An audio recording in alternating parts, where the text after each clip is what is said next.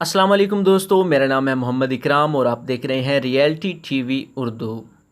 Stress اور tension دور جدید میں روزمرہ زندگی کے سٹریس نے انسانی صحت کو بہت متاثر کیا ہے، تاہم کم ہی لوگ اس حقیقت سے ناواقف ہیں کہ سٹریس یا دباؤ اپنی ذات میں کوئی منفی چیز نہیں بلکہ یہ ہماری بقا اور ترقی کا ضامن ہے۔ مثلاً اگر کسی کے گھر میں آگ لگ جائے تو اس کے مکینوں میں فوراً آگ پر قابو پانے کا شدید جذبہ پیدا ہوگا۔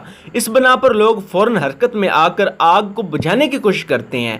مشکل حالات میں پیدا ہونے والا جذبہ یہی محرک سٹریس کہلاتا ہے۔ تاہم سٹریس اور اس کے رد عمل میں پیدا ہونے والی جسمانی اور ذہنی کاوش کے بیچ ایک چیز ہوتی ہے، یہ ٹینشن یا تناؤ ہوتا ہے۔ سٹریس جیسے ہی پیدا ہوتا ہے، ذہن کچھ کیمیکل خارج کرتا ہے جو ہمارے اعصاب یا نروس سسٹم پر زبردست تناؤ پیدا کر دیتے ہیں۔ یعنی تناؤ جسم میں وہ اضافی توانائی پیدا کرتا ہے جو کسی مشکل سے نمٹنے میں ہماری مدد کرتا ہے۔ جب مسئلہ حل ہو جاتا ہے تو سٹریس ختم ہو جاتی ہے اور نتیجے کے طور پر آپ کے اعصاب پر ٹینشن یا تناؤ بھی ختم ہو جاتا ہے۔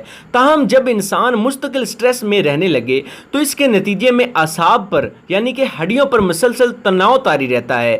پھر ایک وقت ایسا آتا ہے کہ سٹریس ختم ہو جاتا ہے مگر ہمارے اعصاب کو تناؤ میں رہنے کی عادت ہو جاتی ہے۔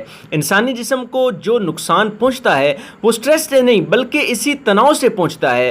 دل کا مرض، بلڈ پریشر، معدے اور نظام ہاضمہ کے مسائل، اصل یہی وجہ ہے، یہ اعصابی تناؤ کی جو وجہ بنتا ہے۔